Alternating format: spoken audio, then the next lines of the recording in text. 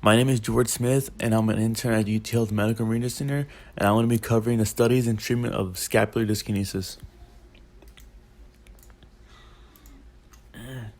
Scapular dyskinesis is a disease in which there is a deviation in the normal position of the scapula during the restive and active motion of the shoulder. The scapula, which is also known as the shoulder bone, is the bone that connects the humerus with the clavicle. It plays an important role in stabilization of other bones when going through motions of the shoulder. Protraction and retraction assist with movement of the pectoral girdle. Elevation and depression assist with the movement of the shoulder capsule. And lastly, upward and downward rotation assists with the stabilization of the shoulder during excessive motion of the arm. There are three types of scapular dyskinesis. Type 1 being inferomedial scapular border prominence, which is when there is tightness in the anterior side of the shoulder, coupled with weakness of the lower trapezius and serratus anterior muscles. Type 2 is medial border prominence, which is when there is winging of the entire medial border when at rest. And lastly, type 3 is superomedial border prominence, which is when there is prominence of the superior medial border of the scapula and is often coupled with other injuries such as shoulder impingement or rotator cuff injuries. Causes can be muscle weakness or muscle imbalances, but overhead mechanics and overuse and repetitive motions are also potential causes. Symptoms may include pain and tenderness around the scapula when performing movements, popping sensation around the scapula with movement, loss of strength, and or asymmetrical posture.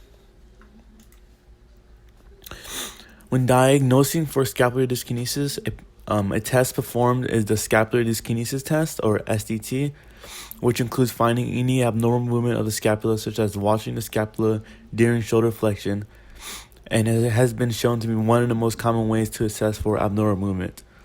After a successful diagnosis, the following tests can be performed to find symptoms. The scapular retraction test, which is checking if pain is reduced with active elevation and applying a posterior tilt and external rotation motion to the scapula. The scapular assistance test, which is checking if range of motion is increased or pain is reduced when assisting with the scapular upward rotation during active upward elevation. Isometric scapular pinch test, which is when the patient is in a standing position and is asked to actively squeeze or retract the scapula together as hard as possible. Lastly is a scapular load test, which is for checking for scapular movement above 1.5 inches when the manual load is being applied in anterior, posterior, inferior, or superior direction to the arm. After diagnosis, the patient should seek one of the many conservative treatments afterwards.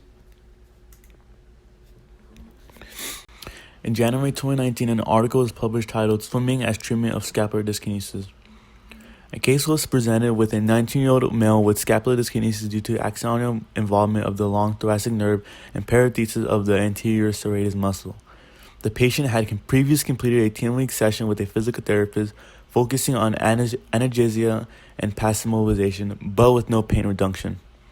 The patient had undergone a 3-month swimming program consisting of 3 60-minute sessions a week. And to straighten the periscapular muscles, 4 classic styles of swimming were practiced along with the front crawl, breaststroke, and backstroke being alternated during training. After the swimming program, this patient had experienced reduction in pain and functional recovery of the upper limb, with reduction of the wing scapula, and concluding that aquatic therapy was a viable method for treatment of scapular dyskinesis. In July 2019, an article titled "Effects of Trapezius Kinesiotaping on Scapular Kinematics and Associated Muscular Activation in Subjects with Scapular Dyskinesis" was published, with the objective to investigate the immediate effect of kinesiotaping over the trapezius in scapular kinematics and muscular activation in the different dyskinesis patterns. The trial included 54 patients with inferior angle prominence, medial border prominence, and mixed patterns, being recruited with kinesiotaping being applied over the upper, middle, and lower trapezius. Results were measured by data collection from the scapular kinematics and electromyographic of the trapezius and serratus anterior during scapular plane elevation without taping and after taping. Results showed that upper trap taping decreased upper trap activity with increased posterior tipping. Middle trap taping increased upper trap activity, and with no kinematic difference found in lower trap taping. In conclusion, reduced upper trap activity and scapular posterior tipping with upper trap taping was shown and can assist with normalizing scapular movements.